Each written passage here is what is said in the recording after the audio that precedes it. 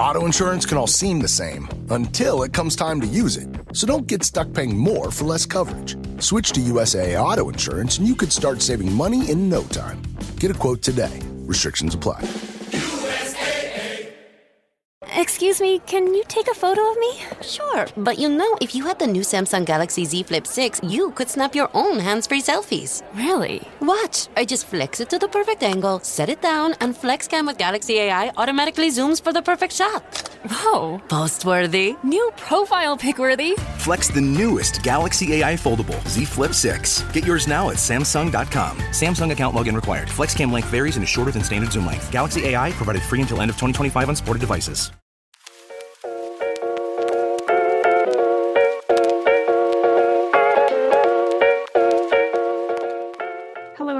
And welcome back to our Golden 20 podcast. My name is Tegan and I'm joined with my co-host Sadie. Hello. And we're back. We are back together and we have a very topical episode to talk about. It'll be all about moving. I know that this is like a very popular time for moving. A lot of people start new leases in September because it's you're going to school and a lot of it's aligned to the new school year. So I just feel like lots of people are moving right now. I'm moving right now. Sadie, I know your sister's moving right now. So it's all top of mind. Yeah. Even on my Instagram, I just feel like everybody's been moving lately. Yeah, it just seems to be the thing to do in 2024 is to move. So hopefully we can give you guys lots of actionable tips if you are also moving. I feel like we're going to cover just some basic stuff, but also some specific packing and unpacking tips as well. Yeah. And before we dive into that, we are going to do a connection card. Okay. This card says, when someone challenges my beliefs, I blank. Interesting. Yeah. I feel like I used to fight. Honestly, I was any single time I had the opportunity to fight somebody, I would. That was very much younger Sadie, and I still get in moods like that, especially when I'm drinking or I don't know. Right. I feel like that side of me can come out, but I feel like especially as I'm getting older, heading into my 30s, I just don't feel the need to justify myself or waste my energy on other people. So it really probably depends the situation. I do get in a few, I feel like not even people challenging my beliefs necessarily, but with my family, I feel my parents will say things politically that I don't agree with, and I don't say much until I can't take it anymore, and then it's very much just shut the conversation down. Clearly we don't agree. We don't need to spend a lot of time and energy on this. So I feel like that's kind of my approach now. And it would be the same if someone was coming at me specifically for my beliefs as well. Yeah, I feel like I'm somewhat similar. I think for the most part, if someone's challenging my beliefs, I listen until a point. And it's sometimes you learn something new, sometimes your beliefs change. I feel 90% of the time I'm that's an interesting thing to think, and kind of leave it there. I would say, the same as you. Most times I just kind of leave it there. It's not worth getting into. And I find a lot of times people who are aggressively sharing beliefs that are different to mine, I feel like they're looking for a confrontation a lot of times. Yeah. So then I'm just I'm not going to give you the satisfaction. Yeah, exactly. I'll just be and say nothing. Yeah. So I feel like we're pretty aligned. And sometimes I'll challenge people, but it's almost the closer the friend they are to me, the more likely I am to challenge them, because it's I know that our friendship can handle it. But an acquaintance, if they say something where our beliefs don't align, I'm not going to be this is where I need to fight. I don't know. I am a white woman though, so maybe that's a privilege of mine to be able to be it's fine, I'll just walk away. But I feel like you said, a lot of times it's just not worth getting into. And it's I know I do my research. I know I'm well educated. I know I go out there and vote. And I'm I will speak with my votes. and I will show my beliefs that way and be happy. Yeah. Fair enough. Perfect. Well, there you go. What an interesting question. I do know lots of people who get very angry when their beliefs are challenged. Totally. So Yeah. I could definitely see that. Yeah. I was going to say, I feel like something that I'm like proud of is really like curating the people around me. This is another thing where I'm like, I feel like I'm surrounded by like-minded people where I don't seem to run into this too often, which is nice. But I feel like, and it's okay also to be friends with people who you have different beliefs, but a lot of the things that are like non-negotiable core values to me and my friends align on. And that's why they're my great friends and like why I spend so much time with them. So I feel like this is something that I don't have to deal with too often, which again is likely a privilege, but also kind of strategic on my part as well.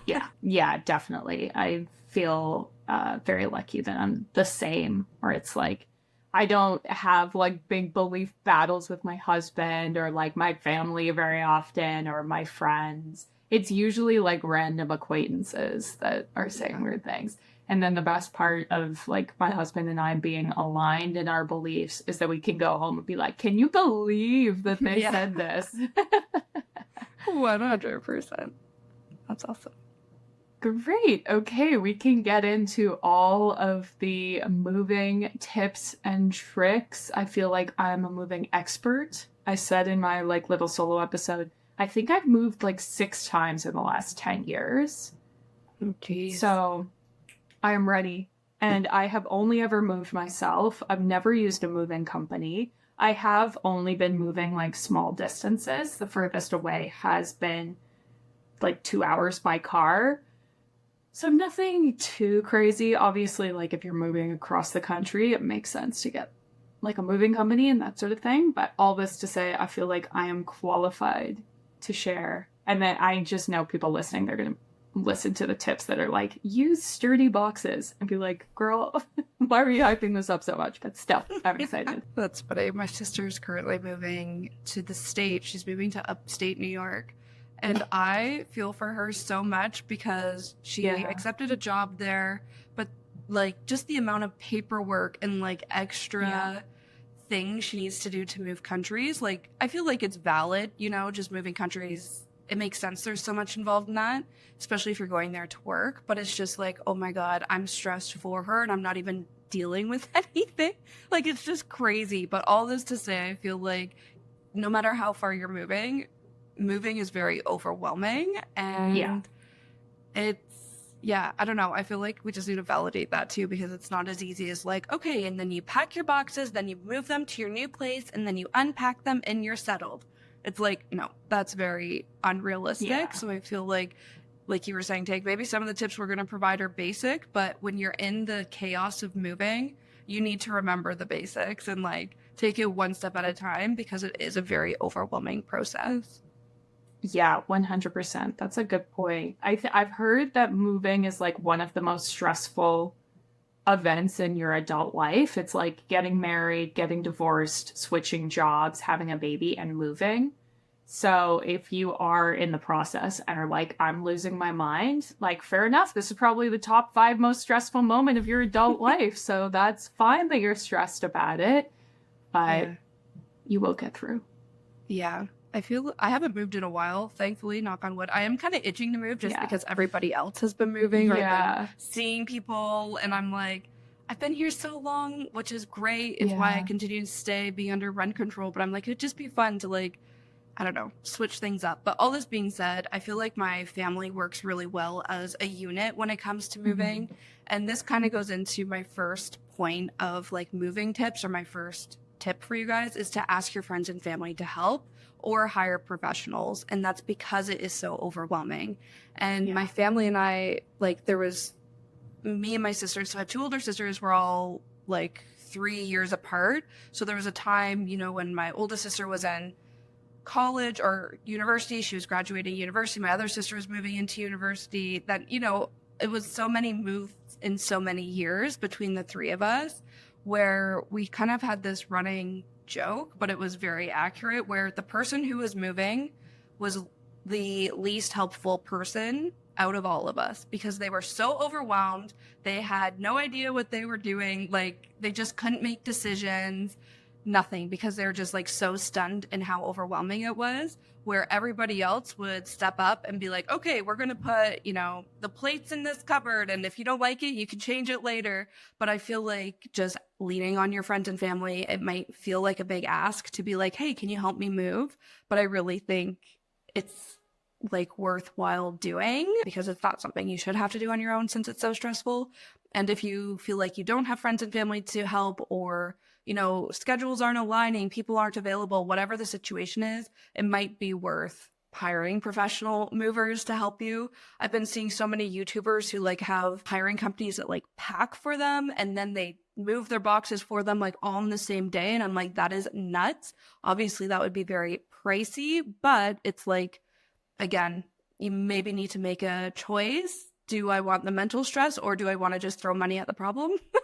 And I don't blame you if you throw money at the problem and hire professionals. And I think regardless if you're moving on your own or having friends and family helping you, I think another great thing to do is to create a list to help keep yourself organized. And if you're struggling to think of all the things yourself, there's so many like resources online, moving checklists for you to download and print, or even just like reference those and create your own version. But I think when it comes to, you know, all those things that you need to do, if it's changing your address for mail, coordinating like your internet hookup or your electricity and any utilities that you need to hook up at your new place, if you need to like literally anything, book the elevator, like whatever it is, I think it's just good to have a list of all the tasks so that you don't need to keep remembering what all the tasks are as you do them. It's all just written down, and you can just focus on tackling them and checking them off the list. Yeah, 100%. I think another big thing I've learned is like start as early as you can, which this was something I applied to my wedding planning and all the times I moved. And people are so weird about like you moving. I don't know what it is, but every time I've told someone like, oh yeah, we're starting to get packing, they're like, wow, that's early. But in my experience, like it doesn't matter how early you start packing, you will always be like packing the night before. So basically, as soon as you know that you are moving, start coming up with your plans, start getting your moving supplies, and start packing.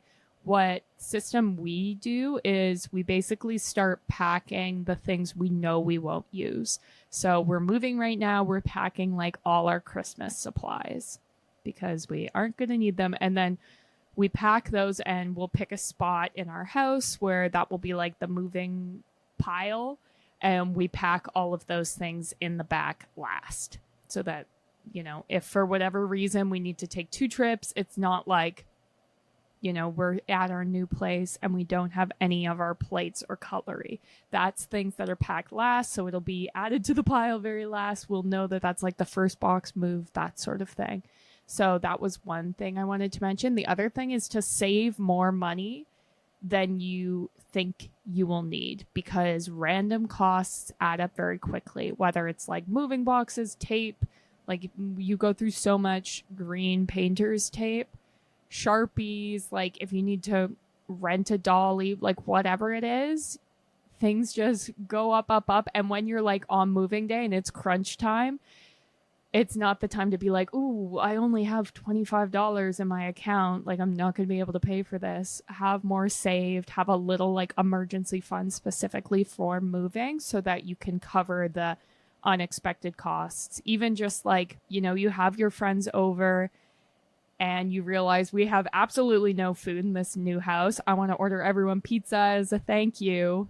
Like, have money set aside for that, and those like little things that add up. 100%. I think something else I thought of was around like having, if this is possible, this might not be possible, which I recognize, but if it's possible, try having like a period of overlap between your 2 places. So for instance, my rent in my current apartment, like I'm the 15th of the month to the 15th of the month, where it's like maybe when I do eventually move, I get my new place on the 1st of the month so that I can start gradually moving things over, knowing I have 2 weeks in my current place until I have to be out, if that makes sense. But I think just having, if it's like a week or 2 weeks, even just a few days where you have possession of both places, it just really helps you manage the stress of actual moving day, because it's a lot to move out of one place, clean that place, move into, like, clean the new place, move into the new place, assuming you're somebody who wants to clean before and after you leave.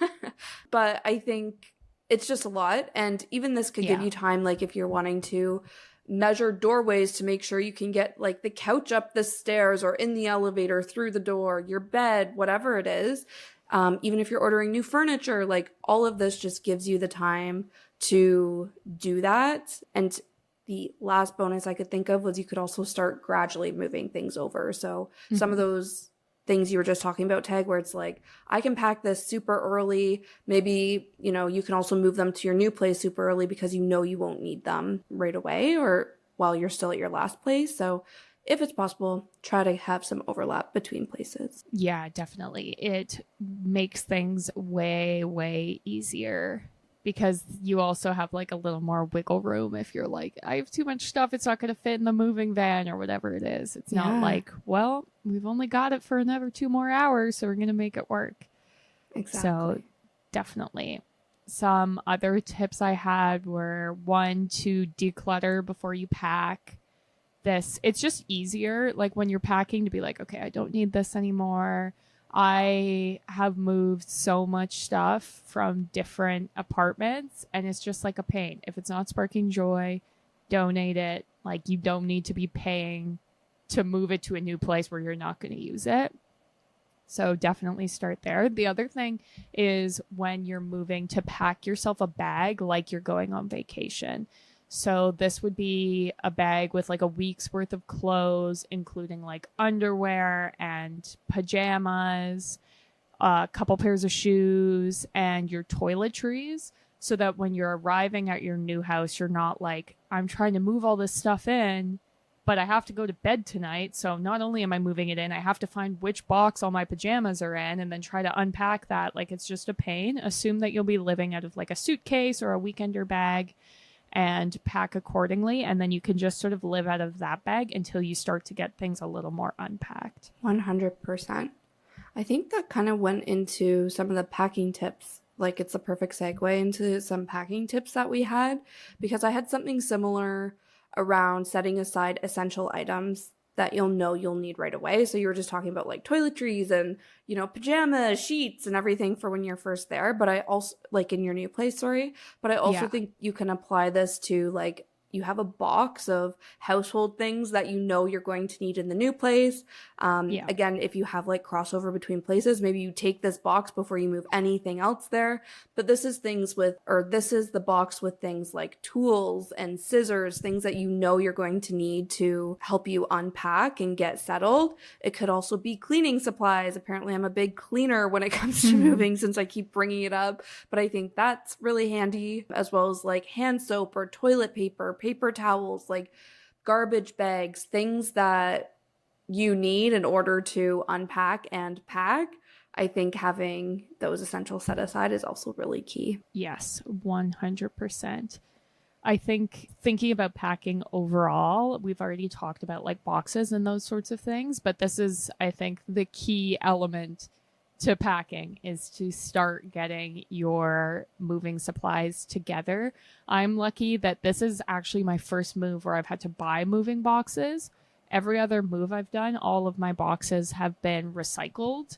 So they were from like a factory that my dad works at that he was able to get us. And it's great because these boxes are like high quality. They have lids. They're all the same size. They stack and they have good handles. So a lot of people say to use the same brand of boxes. So if you're getting all your boxes at Home Depot, then you'll know they're all the same size. They'll all be able to stack. It can get kind of messy when you're mixing and matching, but it depends on how far you're moving, how big of a deal that is. So wanted to mention that. But I see people giving away free moving boxes all the time on Facebook Marketplace and places like that, because people, you know, they just use them. They don't want to throw them out or recycle them. No, someone's probably looking for them. So definitely keep an eye out for that. I know some brands, like I think U-Haul, if any boxes you don't use, you can return. and they'll pay you for them. So that's something to keep in mind. So wanted to mention that. Also using the things that you have to move. Like we have a lot of reusable totes, or what's the right word? Like they are totes, like big plastic things. And, we use them for our seasonal storage, but we're using them to move heavy things currently because it's like, that's what makes sense. Big plastic totes with handles. And I also will go to thrift stores and see if I can buy any of those secondhand. You can be using your suitcases to move clothes. You don't have to buy all brand new matching moving boxes necessarily. Excuse me, can you take a photo of me? Sure, but if you had the new Samsung Galaxy Z Flip 6, you could snap your own hands-free selfies. Really? Watch. I just flex it to the perfect angle, set it down, and FlexCam with Galaxy AI automatically zooms for the perfect shot. Whoa. Post-worthy. New profile pic worthy. Flex the newest Galaxy AI foldable Z Flip 6. Get yours now at Samsung.com. Samsung account login required. FlexCam length varies and is shorter than standard zoom length. Galaxy AI provided free until end of 2025 on supported devices. Yeah, and I feel like that logic even applies to other moving supplies like paper to wrap breakable and fragile things.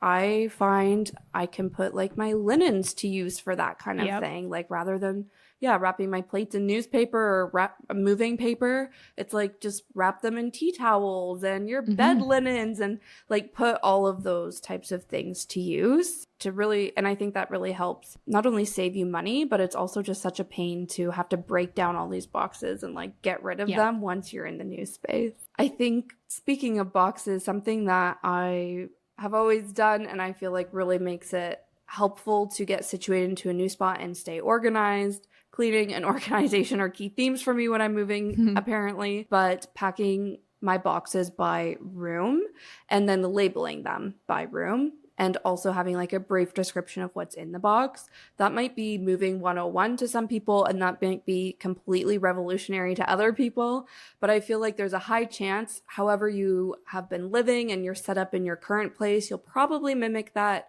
somewhat similarly in your new place, or at least it's a great place to start. So rather than, going around your apartment and just throwing random things into random boxes, it'll probably help if you just, start in one room, start packing that into a few boxes, label the boxes with whatever room that is so that so for instance, if you're in your bedroom packing, when you get to the new spot, this is going to be my bedroom. So all the boxes labeled as bedroom, you just put directly in there and then you unpack it the same way you just, packed it one room at a time.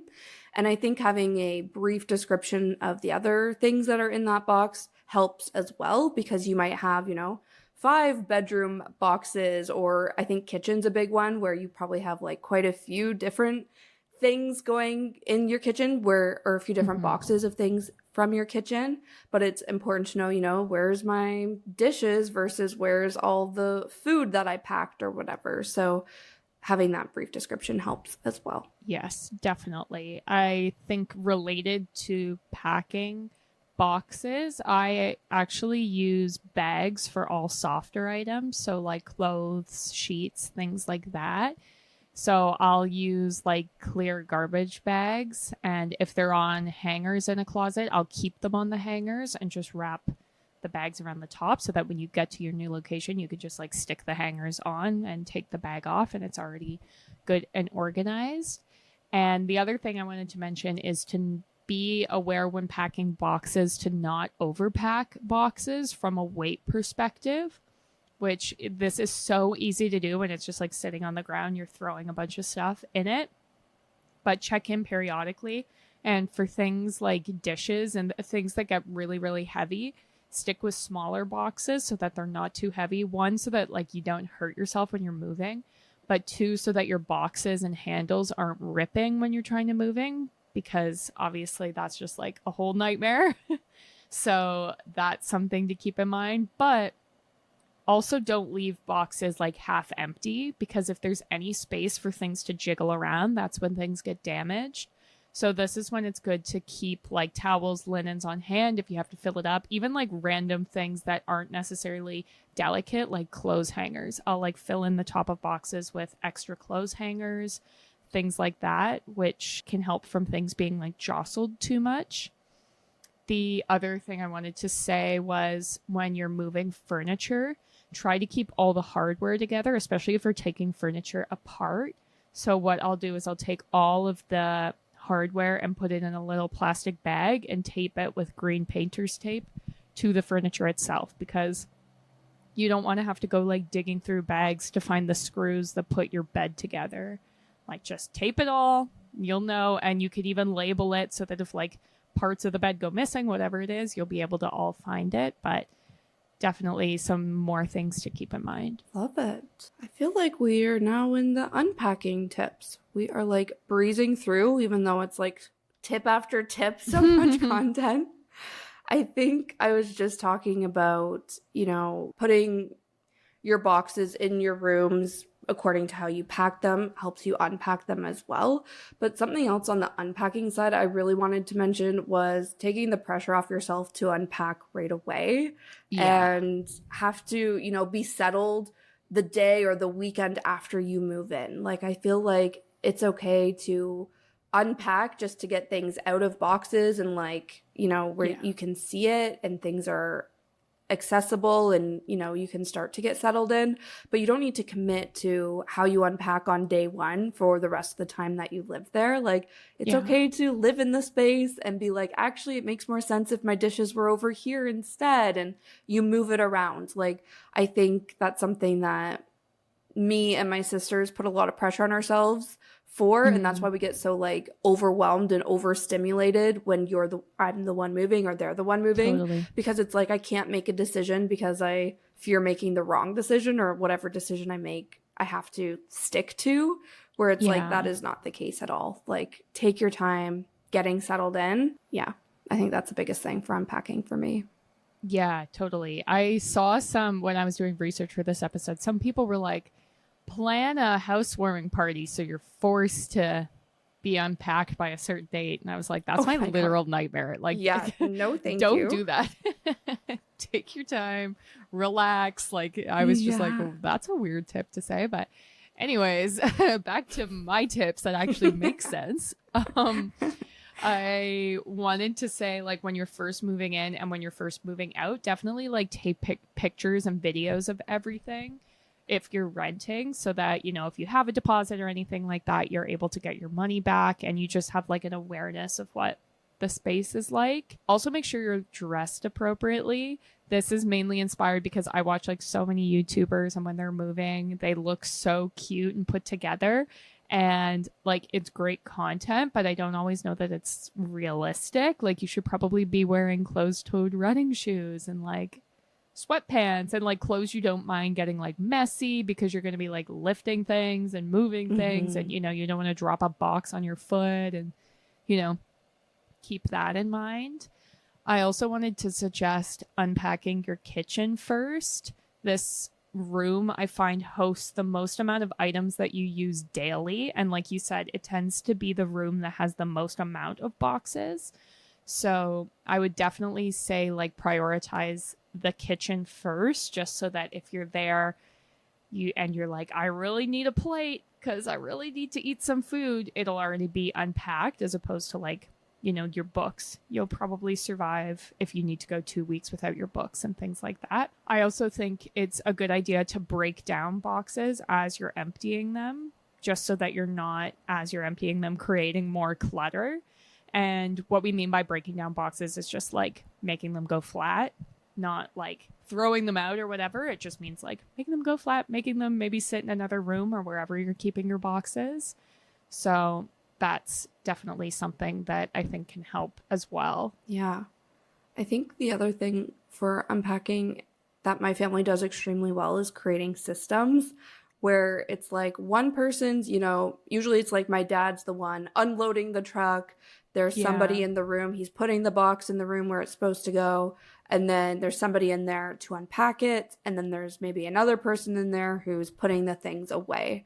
So that's typically a system that works for us. It might be a different system for you. Maybe you get everything in and then, you know, you tackle one room at a time, everybody. Maybe you have different people in different rooms. Whatever it is, I think just try to find a system to help you unpack maybe similarly to how you have a system to help you pack as well. Yeah, definitely. Keep it like chill. We've already talked about how stressful it is. So it's like you don't need to make it more stressful by like freaking out on your moving day and having it be like chaotic. Like I always pick a good playlist and it's like blast some tunes, have some snacks, try to keep like a good chill vibe. And the last thing I wanted to say was to have like a food plan in place, especially if people are helping you. So whether it's like you're picking out a local restaurant near you that you really want to try out, or like just whatever your closest pizza shop is, because you're like, okay, let's try that out, and have a plan to be like, okay, at 5, we're ordering a bunch of pizzas for everyone, because if people are hungry, people get grouchy, and then grouchy turns into stressy and it all gets bad. So definitely just try and keep the vibes up, keep people fed, keep people happy, and it'll go super smoothly. Yeah, and the other thing, have like a pack of water for people just like grab bottled waters. That's also extremely important.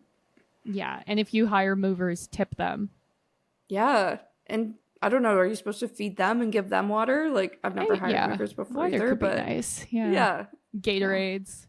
Yeah, get some hydration. Exactly. Yeah, keep your people. I feel like we're talking about like how to motivate like a work team, but that's essentially what you're doing. Keep them motivated, keep them engaged, and they will give you good work. Exactly. Awesome. Great. Well, that is all of our tips for you guys. We hope something in here resonated and makes your move easier if you have a move coming up. But yeah, thank you guys for listening. We drop a new episode every single Tuesday. So if you liked this episode, make sure to subscribe and follow us on whatever app you're listening to this so you don't miss all of our future episodes. You can also rate us and leave us a review as well. And you can find us on social media. We're at Our Golden 20s. That's on TikTok, Instagram, Facebook, Pinterest. We have Spotify playlists. And lastly, we have a Patreon, which is the best way to support the podcast for as little as $2 a month. But that is it. Thanks again for listening. Good luck with your move, and we will see you next Tuesday. Bye.